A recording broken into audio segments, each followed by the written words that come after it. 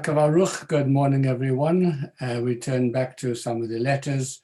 Back in the 1960s, there was a growing cadre of academics, Jewish academics, who were becoming more religious and observant, and the Rebbe, the Lubavitcher Rebbe, believed that they could be particularly influential in universities. Oh, by the way, just before we continue, Stephen, you have your side today for your mother of blessed memory. I want to wish you Chaim Arukim and have some very, very wonderful memories of a very, very special woman, Sarah Bat Michael. Well, she lived a long life and she was there for a long time for you. Yeah. And you still occupy the flat that your parents lived in. So that's very special. Their spirit is still there surrounding you, and their influence and their care and their love for you. As we're going to learn in our new series, the connection between the living and the dead is actually very strong. And there is lots of ways in which a person can continue to feel their presence and to be influenced by them, as you are by your parents' values. Yeah.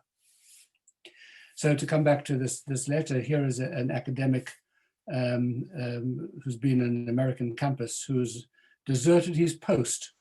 And the Lubavitcher Rebbe is really not very pleased with him at all. And he says after he's now living in Kiryat Motzkin, he's a doctor, someone. After not hearing from you for a long time, I received your letter with enclosure. And in your letter, once again, you evade the issue that I raised with you prior to your departure from America, when I referred to the law of the Torah, that the poor of your city come first, and that the mitzvah of love your fellow man as yourself is very important. As I recall, we discussed at that time the problem of the thousands of Jewish students who have lost their way in life and do not know at all about Yiddishkeit, or worse still, have a distorted view of it.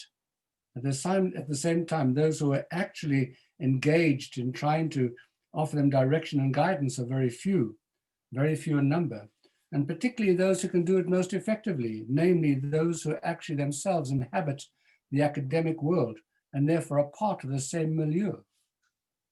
So in the light of all the above, the person is in such a fortunate, privileged position to be able to help those students should ask himself the question, what gave him the right to desert the battlefield and to escape overseas? Now, hang on a second. This is just a guy who wants to make Aliyah. That's a nice thing to do. But he's getting it, as they say in Yiddish, in tata arain. He's getting it good and proper here.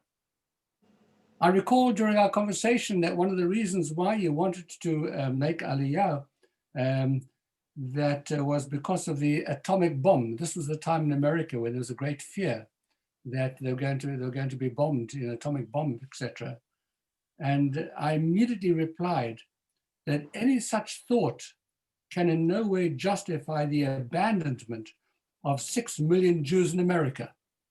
Just because you're going to be bombed with the atomic bomb, is that a reason to run away? This is very strong stuff over here, really strong. And now, after several years have elapsed, I see that countless Jewish students have been lost to us here in the United States of America through complete alienation from Torah and the assimilation that inevitably follows. Although many of them had best prospects of being saved if only the effort had been made to reach out to them and to connect with them. And surely you must be aware of this.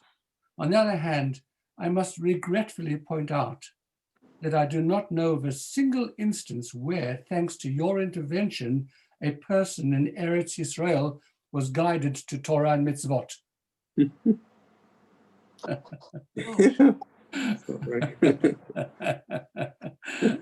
So he's not pulling any punches over here.